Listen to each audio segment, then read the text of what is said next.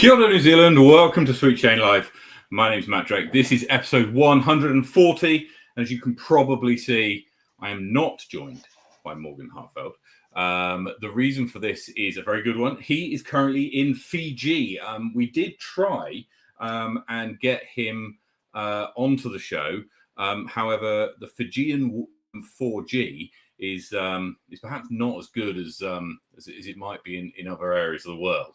And so despite him just finishing dinner on a boat, he was unable to join us. But what it means is the giveaway that we were planning on doing today, we're going to roll over to next week because it's important that that Morgan's here for that, and so that we're able to give it away. So what that means is you need to be here next week in order to be involved in the giveaway. More details on that as the week goes on. But we've got a great show for you today. On the show tonight, we have Jonny Wake, who is, for many people who might not have heard of him, especially down in the South Island, he's a relatively new player from Palmerston North, and he recently won the Thermal Throwdown this last weekend. So he stops in, and for Desert Island Disc Golf, had a bit of a chat to discuss his kind of meteoric rise through disc golf.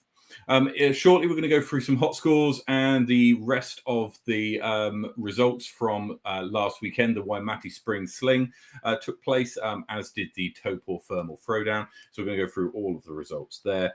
And we're also going to be looking ahead to some of the other tournaments coming up this weekend. Is the Auckland Disc Golf Champs. So we'll keep a lookout for that.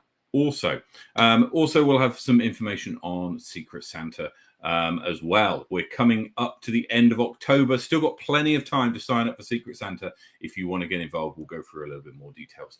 What's that? What is involved in that? First up, hot scores.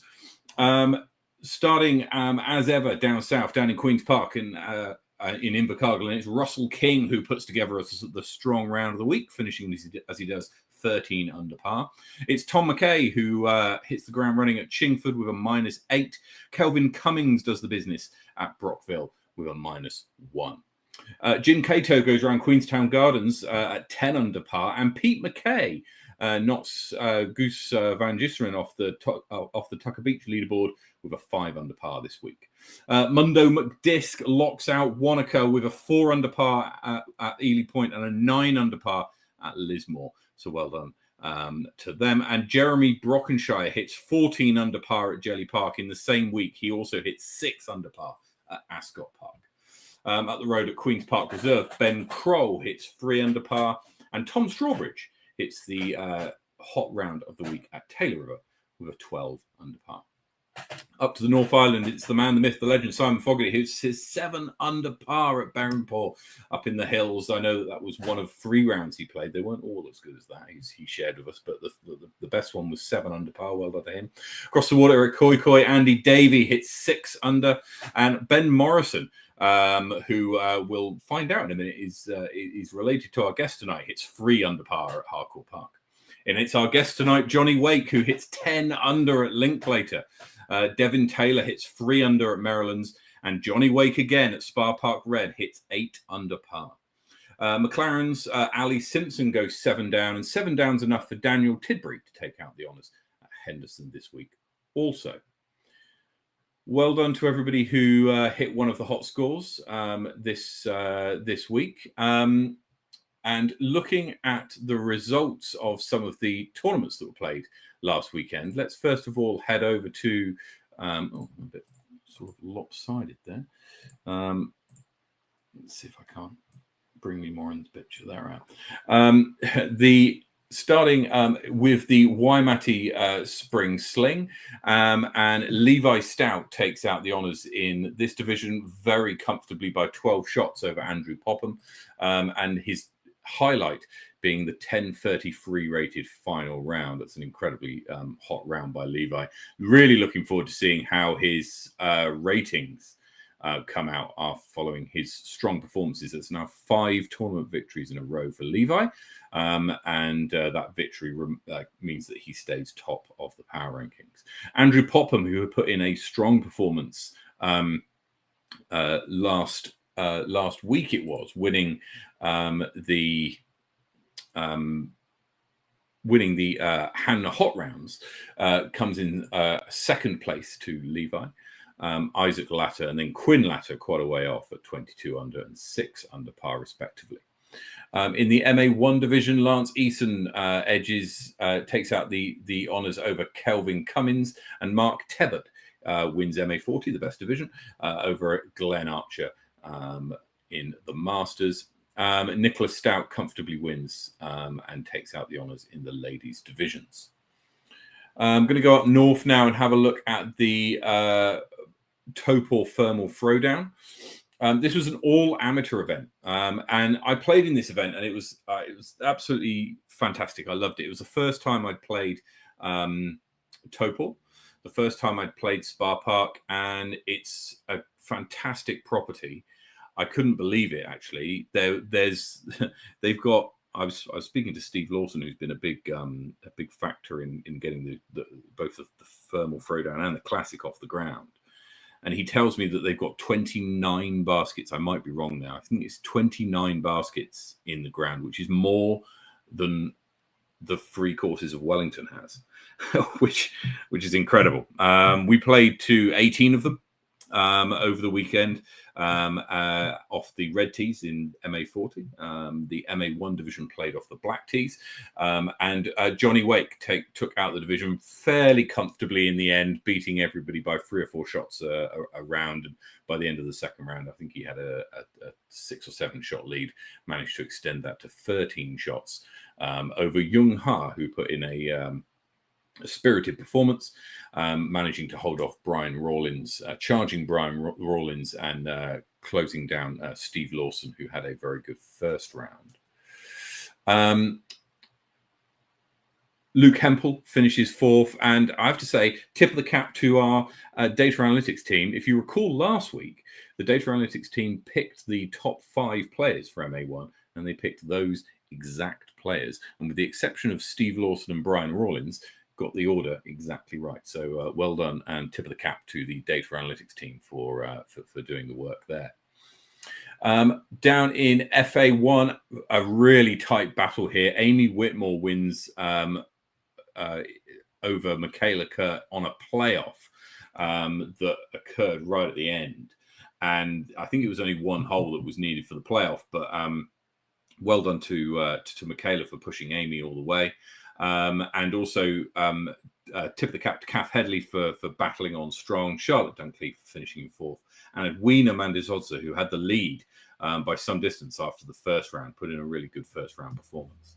I had the pleasure of playing with her husband Owen in the second round of our round on the weekend. And his sidearm was sensational, absolutely sensational. But in the MA40 division, Hayden Shaw had a 6-shot lead going into the final round, and then shot 9 under par. And unfortunately, myself and no one else included could really do anything about it and take advantage of it. It was so frustrating. If I'd known at the beginning of the round he was going to shoot 9 under, then I would have approached the third round far more spirited than I was. As it was, I went into the third round, in second place, but could only do enough to hang on to third.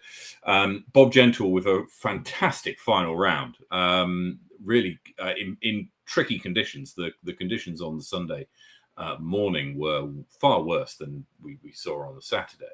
But he did enough to climb into second place. So well done to Bob, and also to Gary Jarvis, who I played with on every round or the first and third round of the weekend, and put in a very, very good performance, pushed all the way as well.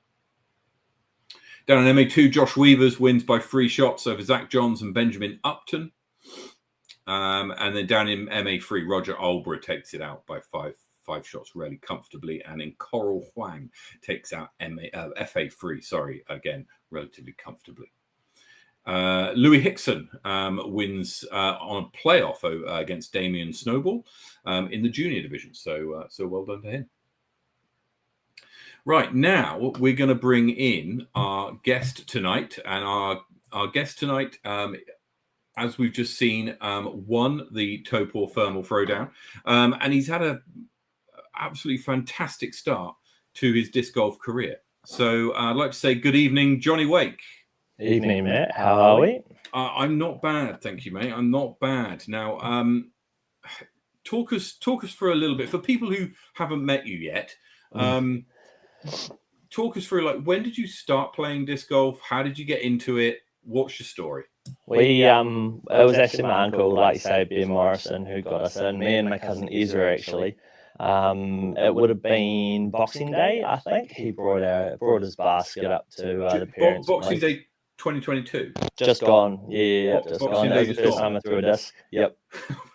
So that's 10 months. That's 10 months ago. It was the first time you threw a disc. Yeah. Okay. Yeah, I played a fair bit of disc golf in the last 10 months, that's for sure. But yeah, he just had a basket and some putters, and we threw it, and it's kind of, we were just throwing putters. I didn't really understand unstable, overstable, and all the rest of it. And I got U-disc the next day and played my first 2 scored rounds at Maryland's and Inglewood, and went like +6 and +10. And since then, I think I'm up to, I think I looked yesterday, actually, I'm up to 470 odd rounds this year. 470 rounds this year. Yeah, that's a lot of disc golf. Yeah, we're on about day 300-ish of the year, and you've played 470 rounds so far this year. Yeah, we'll be going for 2 a day, I reckon, by the end of it, with a couple of tournaments to finish out the year. Well, that's incredible. Chat, let us know. Has anyone got more than 470 rounds this year? I don't know. I know someone in Wellington who was trying to do 365 in a year, and obviously is a little bit behind of the curve, because has got time to make that up in the summer months, right? So is what you expect to do, but 470 at this time is incredible. Right, so you started playing 10 months ago. What was your first tournament? The first tournament actually was Ryan Kiddo's west side of Woodville. So it was kind of, it's just a weird happening of events. Me and Ezra went round to Linklater one day and played around, and a guy who I used to work with, Daniel Moore, showed up, and he's like, "Oh, I'll join in." He played disc golf, and it's, "Oh, that's cool." And then he told us to come along on Thursday nights. There was a social night, and met Ryan and Arthur and Joel and all the MTDG boys, and they said, "Oh, look, we're having it's unsanctioned." I think you've spoken to Ryan before about west side of Woodville, haven't you? Yep. And they said, "Come along next week." And yeah, we went along for a practice, and some people hadn't paid the money to enter, and so there was a little bit of space. And so I said, "Oh, yep, me and Ezra will come along." And west side of Woodville, got my first tournament disc that's still sitting on the shelf, not thrown. And then I think G hatched the plan to play North Island Champs, and I really had no idea what the level of tournaments and stuff, and like Nui Atea and the job that this shop did with that tournament was amazing, and I don't think I really fully appreciated it at the time, how big it was. So that was my first proper PDGA tournament in MA2, and since moved on up a couple of divisions. And so that was MA in MA2. You took out and you came 6th in MA2, and you had a bit of a you caught the bug. It's fair to say, shooting some good golf. 930 rated golf in MA2 is pretty strong. So you're already showing people what you could do, and then then you start going on a little bit of a tear. What was the next set of event? Where did you go? I think it was Waitawa, and again, the tour was I think that was the end of that year's tour. I didn't really know how the dates worked, and then we saw that it was getting announced in the first event of the new year, and I was like, "Oh, there's a tournament in North Island. We should go to that." And so I managed to convince Ezra to come along, and I don't think we fully understood what we were getting into. They call it the Beast of the East for a reason, and that was a bit of an eye-opening experience. But yeah, Linklater's pretty windy on a good day, so I'm used to throwing in the wind, and it came in clutch there, and ended up winning out, taking out MA1 in that tournament, which was a bit of a surprise, really. Well, you had some good competition. That was it was a fairly strong MA1 division at White Tower. Yeah. And then from White Tower, then you move on to the Extreme. Yes. Yeah, got my ass handed to me. And the weather there. I've only had a basic bag since I started playing, and no organisation with towels or anything like that. So the kind of thing that you get with experience, right? You have to play badly in a really awful weather event weekend to know 100%. What to do next time. So that put me in fairly good stead for the couple of weeks ago at Te Pahui. Yeah, I mean, talk us through this, because this is your first tournament playing MPO. You're up against Joe Berry, Connor McKinstry, JLP, Simon Feasy, Henry Pearson. You're up against some of the best players in the country, right? I think we mentioned it on the show. There was something like 5 of the top 20. Yeah. 5 or 6 of the top 20. Mark Dacker was also playing. 5 or 6 of the top 20 players. And you go and tie for second.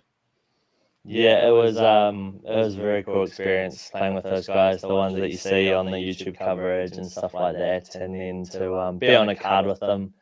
Second day, second round was awesome. I had JLP and Joe Berry, and those guys throw far and controlled, and it was pretty awesome to see. And still being quite casual as well. And then, to make lead card on the final day was pretty fun. And I think I shot the hot round there and managed to, not the hot round for the round, but just on the card, and managed to hang in there, I was stoked about. I didn't check scores till I had teed off on 18, so I had no idea. Oh, okay. So you're a score checker or a not score checker? Nah, I had a shocking start to the day. I was staying at my sister's. I opened my car door into my forehead and split my head, and then I lost my phone on the practice round. So I didn't have my phone with me, and I found it halfway around our round. It was just a shocker. So I just left it, and I knew the Mount or 2 boys would be messaging and stuff. So I just put it in my phone, put it in my bag, and turned it off. But no, actually, since Taupo, I was actually tied for the lead on the 16th in my first tournament, and I got a shock because I wasn't expecting it, and probably threw straight OB. So I'm a little bit more aware of what's going on from about the sort of 10th or 11th hole now. I like to sort of check in and see what's happening. Yeah. And so then comes this last weekend. The Thermal Throwdown. So that's your 8th event, your 6th career event, which includes 2 leagues. And you go and take it out and win it pretty comfortably. Yeah. Taupo's, that's one, if not my favorite course. And it's one that sold out in 5.5 minutes? However many months ago. And I've just been fizzing to get back there to play another tournament. Because I can pedal pretty well around there. It shapes up well. For those that don't know, I'm a left-hander, up the lefty mafia, and it shapes up well for a lefty. You only had to look at the lead card through most of the rounds, like me, Steve Lawson, Chris Townsley, the Bryans. One of them's lefty, and one of them's forehand dominant. So it shapes up pretty well for a lefty. Yeah, we both stayed with Steve at the weekend, and we were talking about this, about how it was a left-hand dominant course, despite his protests. He doesn't like to admit it, but he goes pretty well around there. Yeah, he does. So, and Topol's also a place that is where you've done quite a lot of work, because there was when the cyclone came through. It hit quite a bit of Spa Park, especially on the I don't know what side you call it. As you drive in, the left-hand side, and some of the wooded areas around there. Yeah. Talk us through, because what do you do? What do you do when you're not playing 400 rounds of disc golf? I'm an arborist by trade. So it was mental. The damage that Spa Park took in that cyclone was just hectic. And I was in the middle of changing my registration from MA3 to 2 because I wanted to play 3 rounds, not 2 rounds, at the New Year Tier tournament. And I messaged them, and they were looking for volunteers, and I sort of said, I know a thing or two about trees. Another one of those times where I had no idea what I was signing myself up for. It was probably some of the most technical work that we had done. I convinced the apprentice at work to come up for the weekend. And Glenn from Taupo put us up in his B&B. They looked after us. It was mega. And that's actually my PDGA profile pic is me at the top with the T on hole 17. It's my little signature around Taupo. Because this so it's this picture here. Let me see if I can find it here. So if you go to hole 17, if you play hole 17 at Spa Park, it's a very short hole. What is it? 56 meters. Yeah. There's quite a bit of elevation, and there's lots of trees. It's called Pit of Despair because there's lots of pits, lots of very, very difficult underfoot, but there is a couple of paths through to the top. And one of the trees in 17 has got this carved in it, which you carved in it. The apprentice kind of put me up to it. He was kind of like, you should sign something, and I don't want to just put my name or anything in it or draw something. Is that a thing for arborists to do? Like leave a stamp somewhere? Definitely. Yeah. When you cut down stumps or whatever, and you cut the cap, you just put your initials in it or whatever. And arborists always look for it. They can figure out who's done it. But there's a few of us that have our little signature on. Fantastic. I think it's great. I remember Steve taking us round on the first day, and he was pointing out all the work that you'd done, because it wasn't just that. There was some the basket of hole 2, I understand. Yes. That was that's Steve's idea. That's been kind of repositioned, right? Because a tree fell down, and you. What did you have to do to? He wanted to incorporate it into the hole somehow. That tree had taken out maybe 6 or 8 other trees and snapped the heads out. And he wanted to. We offered to cut them all down, but he's like, "No, I want to keep it as like a sort of to remember the destruction and stuff." And we managed to make the stump safe enough that we could then attach the basket to it. And he had the idea, and we sort of just executed it for him. And I've seen that photo of that basket placement go. It's popped up on Reddit and Instagram, and it's quite cool to see that going around the place. Yeah, I mean, after you've had to play two or three, relatively technical shots, not full sends, to then have to putt onto a sort of, it is elevated because it's higher than normal, but it's not fully elevated, not like the other elevated basket I've got. Makes it quite frustrating, but there we go. It's going to be one of my favorite holes. Just being a true par 4 where you got to pitch up. You wouldn't think it looking at my scorecards from the weekend. I think I bogeyed it every round. But it's a very cool hole. It's a kind of I approached it. I think I got a par on each day, but awesome. the way it played on the Sunday, I stood up to my second shot. I just played straight down the middle of the first shot. Stood up to my second shot with 2 overstable discs in my hand, fully expecting myself to throw a sidearm, and then the wind just went boom in my face, and I was like, nah, not a chance. So I just pitched up to the gap again and played inside. We definitely got lucky with the weather on the weekend. That was beautiful. Saturday and Sunday was fantastic. Nice change. Sorry, Saturday's first for the 2 rounds was absolutely brilliant. Phenomenal.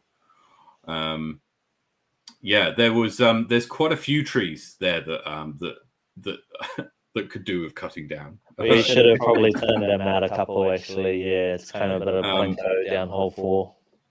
Hole 4 and hole 3. I think hole 3 to a lesser extent, but hole 4 I think needs you need to be rewarded if you throw a good shot on hole 4. Yeah. And I think that there's too much. You can be too unlucky on hole 4 to not benefit or not be rewarded for playing a good shot. But, Absolutely. Right. So for yourself, what are you going to be doing next? I mean, you've got a few tournaments coming up. The next one you've got is Wide Upper, Henley. Yeah, that'll be a fun one. Where again, you get to pit yourself against some of the best players in the country. Simon Feasey is going to be there. Jackson Sullivan's going to be there. Ashton Clark's going to be there. There's going to be quite a few. I'm just having a look at the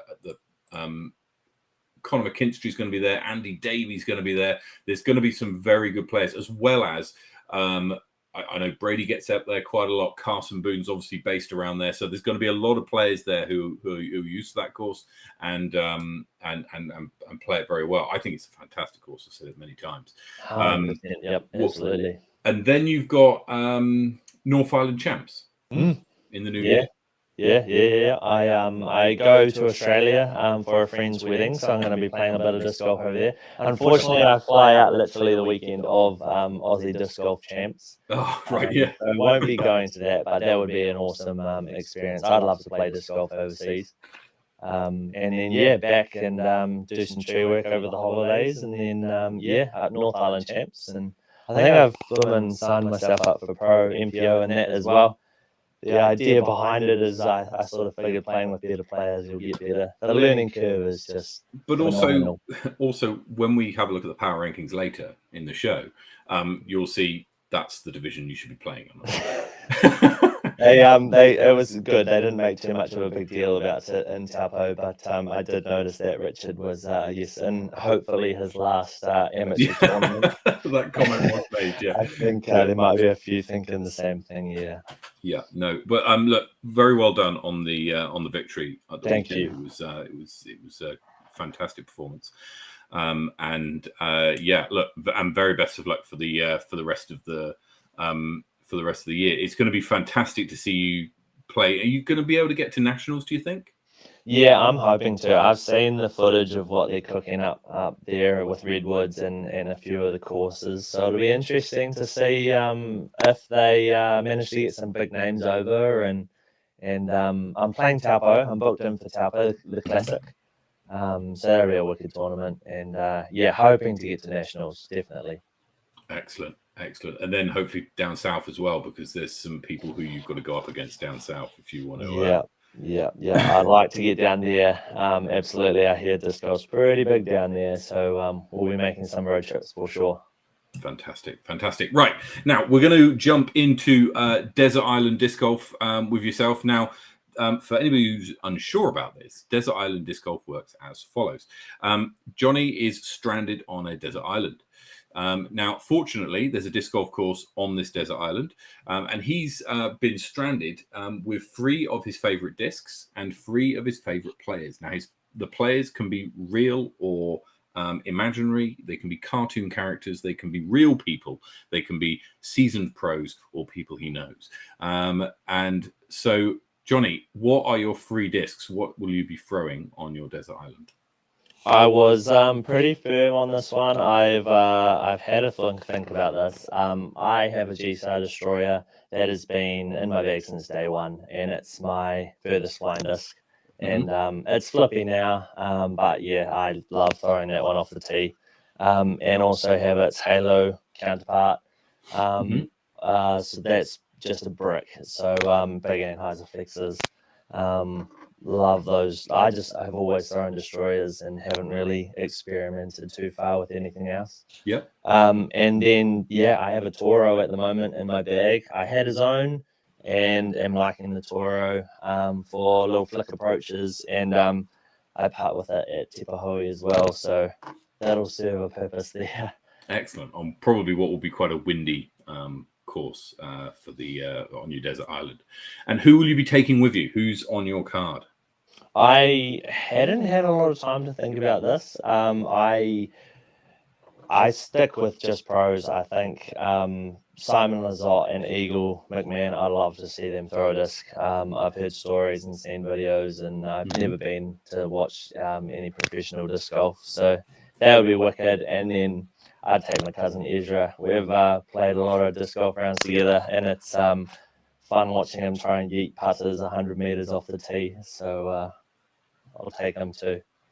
Excellent stuff. And now it's time for the Sweet Chain Safari. So this is 18 questions. The first 9 is the family-friendly frontline, same 9 questions to every guest every week. And the second is the Safari back 9. Takes the form of this or that, and it's quick fire. So we need your name or your answer as quickly as possible. So first up, what's your name? Jonny. Where were you born? Palmerston North. Where do you live now? Ashurst. And how many years have you been playing? 10 months. What's your PDGA number? 245637. Your favorite disc? Destroyer. Favorite course? Taupo. Favorite MPO player? Simon Lazard. Favorite FPO player? Kristen Tatar. Excellent. Right, and now we've got a this or that. So here we go. Backhand or forehand? Backhand. Lizotte or McMahon? Lizotte. Husqvarna or steel? Oh, still all day. Forest or wood? Forest. North Island or South Island champ? North Island. Hockey or motocross? Hockey. Ben or Ezra? Oh, that's nasty. Oh, I'm going to get so much stick for that. Ezra. Got you. Putter or driver? Driver. Absolutely. And do you run it or do you lay it up? Run it. Excellent. Jonny, thank you so much for coming on the show and spending time with us tonight. That's very kind. And it's been great to hear how you've just exploded into disc golf, both in terms of number of rounds and the results that you're getting. We're really looking forward to seeing how you get on at the Rapper Rumble, and we'll be paying close attention to North Island champs to see how you get on in your what will be your first major. Yeah, we're very much looking forward to that, and it's been a pleasure. Thank you, Matt, and thank you, everyone. Excellent. All right, cheers, Jonny. Catch you next time. Thank you. Ciao. There we go, Jonny Wake joining us live from Palmerston North, and his ascension into where he is now in disc golf is quite frankly incredible. He's played incredibly well at Topol, and that's his first MA1 victory. And I don't suppose it will be too long before we see an MPO victory, as he was competing very well against some of the country's best at Te Pahui just a couple of weeks ago. Right, now let's have a look at something we've got coming up. Oh, actually, something that's very exciting, which is that it's the 26th of October, which means that we have less than 2 months to go before Christmas. And I know what you're thinking. If you're anything like me, you're sick and tired of seeing Christmas decorations and advent calendars for sale in warehouse and all the rest of it. Well, it's actually, for a moment, please suspend your dismay at the early festive spirits and get involved with the Sweet Chain Secret Santa, because you have until the 26th of November. So you've got another month to sign up. Let me find the link to the sign up form and sign up onto this link. Now, all you need to do if you want to be involved is sign up onto to the following link, and it's here. And then at the end of November, beginning of December, you will get the name and address of somebody someone else who signed up to Secret Santa, and you send them. The only requirement is to send them one premium plastic disc. Okay, so we're talking Star, Champion, Atomic, Cosmic, Gold, Opto, that kind of level, ESP, etc. One premium plastic disc. Now, to be honest, though, most of the people who I've spoken to have told me they're going full send on this, and that's what we encourage people to do. And looking through the people who have signed up, there's some people who I see quite often on the buy, sell, swap pages. We've got nearly 40 people signed up already. We'd love to get a few more, so head over to that link and sign up. What we'll do is we mix all the names up, and then we send out all the details. And then you've got about 3 weeks to get your packages all packaged up, send them across. There's also a Facebook group, which I would encourage you to join, that looks a little bit like this. And that's the New Zealand Disc Golf Secret Santa. And in this is a group where we talk a little bit about what you would prefer to get from your Secret Santa, and also some we'll get pictures of the packages that people have received and stuff through there as well. So make sure you get involved with Secret Santa. It's going to be a lot of fun. Right, now let's have a look at some of the upcoming events to hit the calendar. Auckland Disc Golf Champs is this weekend, 28th, 29th of this month. We'll have a look in a minute at the lineup for that. And then is the Rapper Rumble in Masterton. We were just talking to Jonny Wake, and the field at the Rapper Rumble is going to be really quite strong. And a week later is South Island Champs down in Twizel, the first major of the year. There's still space if you want to get involved from the 10th to the 12th of November. Bros for Change Charity Classic in Christchurch the weekend after that is now sold out. Wahitapu in Lake Ohau is on the 24th to the 26th of November. There's still some spots there. It's the inaugural Elite Series event. There's still a few spaces left at Fault Line, if I've got this right, although it was filling up fast, and it is one that normally sells out pretty quick. So I'm just checking the group now, because Liz has been really rather good in keeping people updated. One space left, I think. One space left. Registrations close tomorrow, so make sure that if you want that one space, that you get involved and you take advantage of that. Then it's the Temuka Tussle, which is on the 3rd of December. Moving into the new year, Egg Monster, North Island Champs, Inglewood would kick us off. That's going to be a fantastic event. I'm really looking forward to that. Roxburgh Open, Southern Smash, Seafarer, Topol Classic. February, this is the second tour down under event. The Bottle Lake Open, Paradise Plates, Queenstown Classic, Garden City Open, Montana Flats are your other events. Moves up one spot thanks to her victory. Ladies in the Waimate Spring Sling. So she climbs above Eilish Kumak to 6th place, up to 11th, thanks to her second place finish over Amy Whitmore, who herself was at 1 spot to 9th. Jonny Wake moves up 3 spots to 15th as a result of his victory at Topol.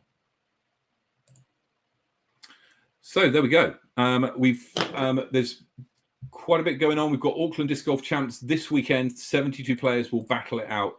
Let's have a quick look at the lineup for this weekend. Jackson Sullivan, Joe Berry, and Mark Dackey for the highlights for this weekend. Jake Brennan and Henry Pearson will look to push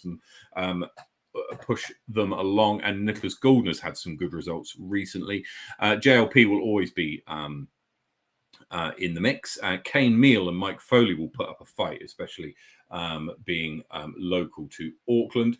MA1 looks to be a pretty strong division. I would suspect that Luke Hempel and Josh Pratt will be the people battling it out there, but Chris Townsley put in a good performance at the weekend at Topol as well. Over in FA1, Charlotte Dunkley and Paula Wilson will likely be battling it out, but Edwina Mandisodza put in a great performance, especially in the first round at Topol, and will be a threat. In MA40, James Sutton, Brendan Butler, and Hayden Shaw lead the way ratings-wise, and Hayden off the back of a strong performance, albeit by the third round at Topol. Owen Mandisodza, if he gets a chance to unleash that sidearm, I was so impressed by it So impressed by it. If you get to see him play, or you're lucky enough to get on a card with him, he's got a fantastic sidearm. Plenty of players in MA50 and a huge MA2 division as well. Round out Auckland Champs, which is coming this weekend. Right. So as I said, we've got next weekend. Next week, is the giveaway. So make sure you're here next week for the giveaway that we're going to do for hitting 250 subscribers on YouTube. And if you're not subscribed, and I know that there's about 30 to 40% of you out there who are not subscribed, which means of the people watching, there's about 10 to 12 of you who are not subscribed. Hit the subscribe button, because we'll have another giveaway when we hit 300. So 250 gets us our first giveaway, which we'll be doing next week. But wherever you're playing disc golf, take it easy, play well, get some birdies, and we'll see you